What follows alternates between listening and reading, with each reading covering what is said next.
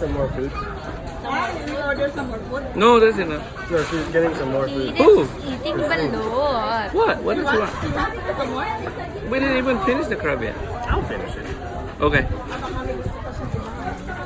Maybe he wants some fish. I'm full. Cadence is eating balut. It's still hot.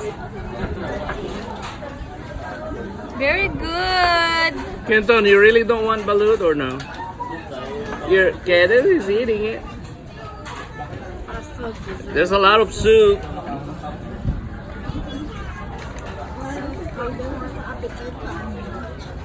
Okay, you ready? Let's put a little salt. Salt is rough. It's like crystal. Oh, this is a good one. Tastes good. Cadence? Oh yeah. You chew it good, okay? Matamis ba yung sagay? Okay naman. With fries? Or chicken for the fried chicken cannot be large. Hindi, that's okay. Bibili din ako sa mata.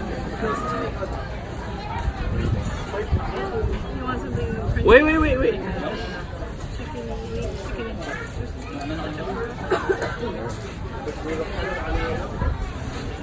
You know, to... What else? Yeah. Don't give too much anymore. Where's your dad? I think we try to catch a fish. You want chicken or fish? Chicken and chips or fish? Chicken and fish. Look at their salt. Like crystal. You ready? Wow! Awesome! Two? Or is that the plate?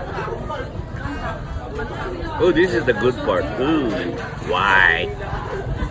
Can I have some? No? Are you sure? Can I bought it. But I bought it. You can at least... Hold on. Let's put a little salt. And then you're giving her the white stuff? No, this is salt. This is a big one. This is mine, okay? Okay. You want to drink the soup from the egg? There's soup.